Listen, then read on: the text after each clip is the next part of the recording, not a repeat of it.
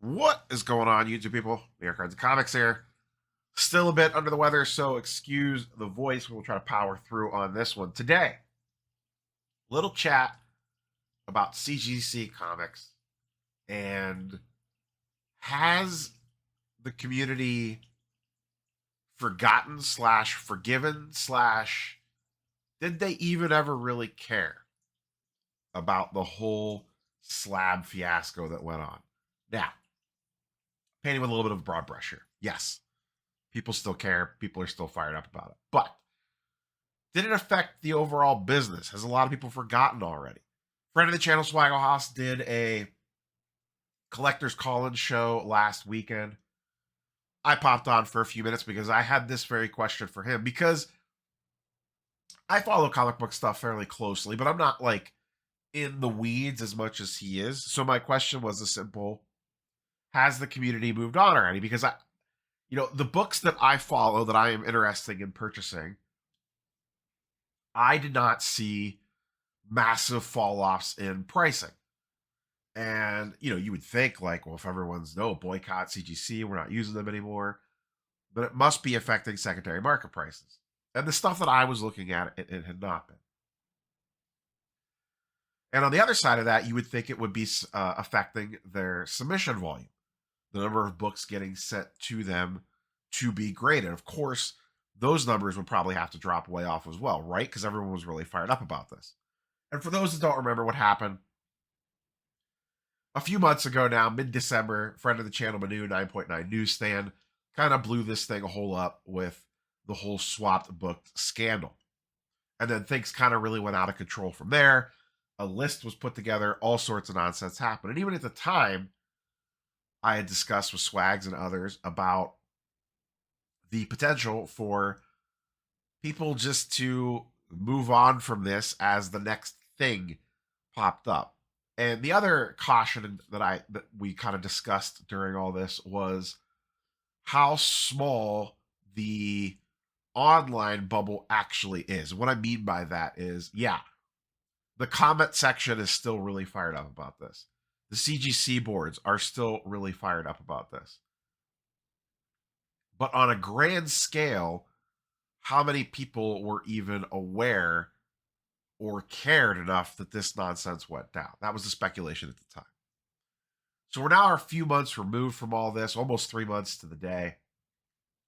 And yes, the comment section is still bad. Swags posted that little snippet of me on there for about 10 minutes, us discussing it. And the comment section on that video was still very much fired up. He also posted a poll shortly thereafter about what is your current relationship to the CGC in wake of the scandal. 32%, I use them as usual. I click that one. I don't submit to CGC really, but I do buy CGC graded books. Not currently submitting, but I still submit buy/sell CGC books, 31%. Not currently submitting, but will come back, and then they are dead to me. So 23% said dead to me. The key thing there is, of that 23%, how many of that 23% were they dead to me prior to this going on? Probably a certain number of them were, whether they were never slabbers or CBCS folks. And I'm not saying this is good, bad, or indifferent, that we should be forgiving, forgetting, continuing to harass CGC about the nonsense they did. It was a major mess up. They should have ramifications for it. They should be held to a higher standard. We should be getting better communication from them. We should be hearing about new slab tech and what's going on with the list and why aren't people getting paid out yet. A lot of that stuff's not happening. But what I was curious about is did all this noise actually affect anything? So I looked at two things. There is a website out there called CGC Data. It is basically like the gem rate version of comic books.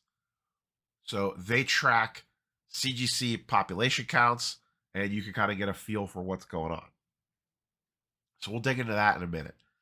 The other thing that I looked at was sales data for some of the key books in question. ASM 300, 194, 238, Hulk 181, to see if their prices cratered after this news, because a large portion of the census, especially on some of the MASM books, were called into question on the list. So it would have to negatively impact their prices, right?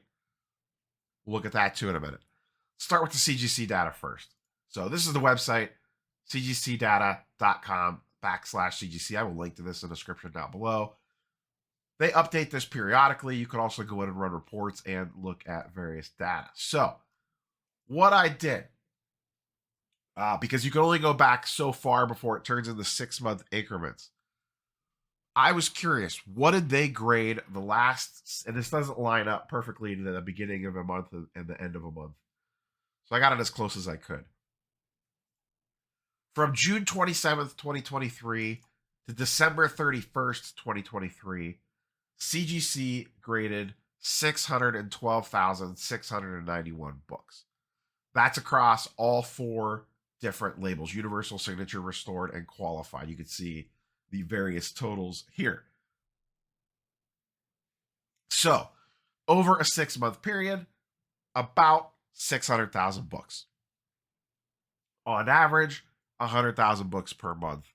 That was through December. Now, the scandal hit in mid-December.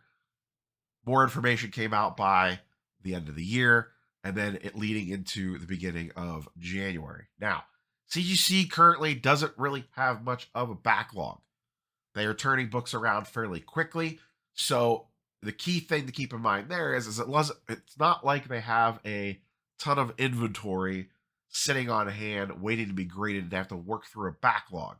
So if submissions dropped off, you would expect to see that in the data very quickly. Now, I will asterisk this.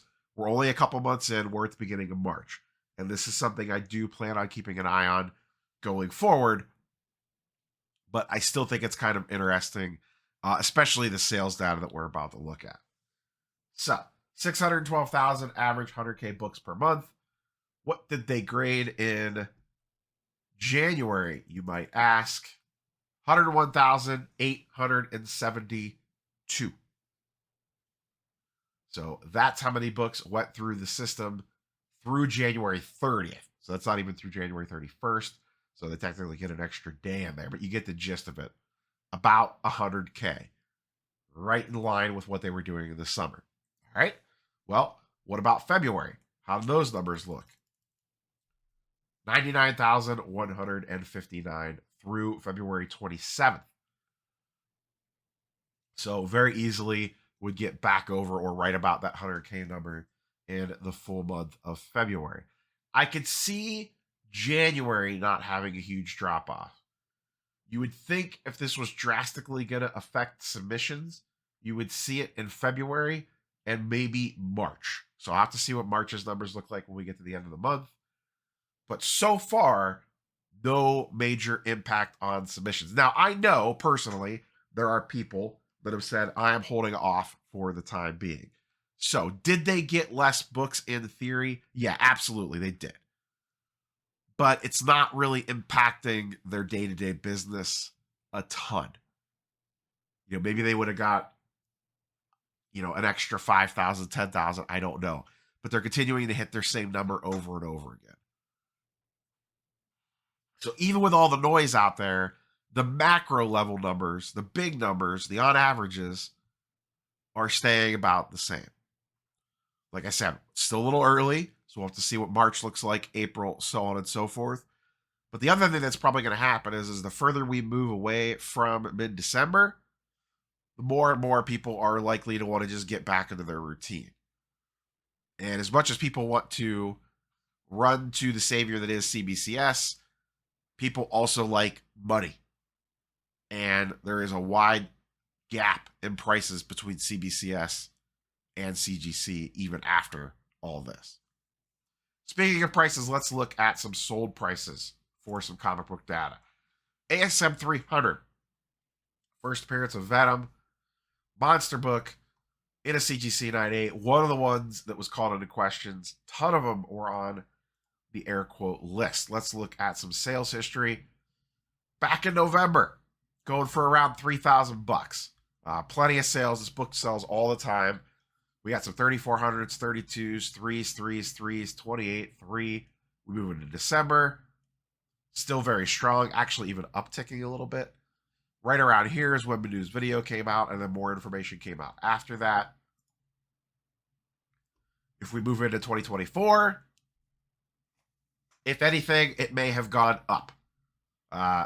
33, 28, 35, 35, 38, 33, 38, 29, 31, 31, 32, 34. So definitely not going to zero, even though it was one of the bigger books impacted. Let's look at another one. 194, First Appearance of Black Cat. This book was, I think, 5% of the list. 5% of the total CGC 98 census was called into question on that list. Now, this one does not sell as often. Back in October, we have a 3K, a 2.8, and a 2.4. Mid-December, we have a 2.4. The news came out, 2.9, 2.8. That's late December. Moving into January, 2.6, 2.6, 2.8, 2.7, 2.7. So maybe the slightest of dips. Actually, not even really. Basically selling for around the same. So no movement on that book. Now, none have sold since early February, but still, you would think it would. These are the things that you would think you would see immediate market reaction to. Is if people are calling into question the legitimacy of the blue label on these books. 238, First Appearance of the Hobgoblin. This is one that has a tattoo in it that would be very easy to swap out. Also in a CGC 98. December, 1600, 1600, 1600, 1900, 1850. Prior to that, a couple 16, 1700s. So let's just call that about 16, 1700. First of the year, 1800, 1700. A rogue one here. I didn't look at this one to see what the deal is. 1600 and 1300. So maybe a little impacted, depending on what was going on with this sale and this sale. I don't know. Maybe this one was missing the tattoo. Usually they pull that out. I don't know. But that's a little bit of a low ball, and that's a little bit out of line. But you still have 1, 2, 3 out of the 5 were in line with everything else. Hulk 181. Let's look at a 9.0. These transact fairly frequently. End of 2023. See December sales. We have this going for anywhere from, there's some 6,500s on the low, all the way up to the low 7s, and then a random 8K one here. I think if we probably average those out, that would probably come out to around $7,000 for a 9.0 in the month of December, give or take. January, February, 8K, 8K, 7.5, 7.2, 8.3. Now, little asterisks on this one. A lot of hype behind Wolverine right now because of the new Deadpool and Wolverine movie. So that could explain why you're seeing a little bit of resurgence on this. But regardless, you are not seeing it crash down to zero. So, as I kind of thought, as much as people are up in arms and still up in arms about this, and once again, justifiably so, we should be. Generally speaking, I don't know. I'm sure internally it's had a massive impact on them because of policies and procedures, court filings, the whole 9 yards. But from a air quote market perspective, boots on the ground, I don't know that it really affected all that much. The books that were called into question are still selling for about the same as they were today, as they were back then prior to all this. And it doesn't look like they dipped in price at all. Other stuff across the board not tied to this, I haven't seen any massive discounts on CGC blue labels. From at least a 2-month sample size, it does not appear CGC's submission levels have been drastically affected. Have they been affected?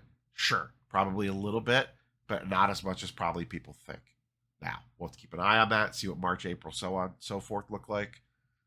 But overall, either people didn't know, people don't care, or people just want to turn a blind eye and go back to getting their blue labels and selling them for the most that they possibly can, or adding them to their collection with all their other CGC blue labels. Ignorance is bliss. And as I asked Swaggle once a long time ago, do we really want to know? And I don't think a majority of the comic book collecting community really wants to know. That's all I got for you, boys and girls. Catch you on the next one. Peace.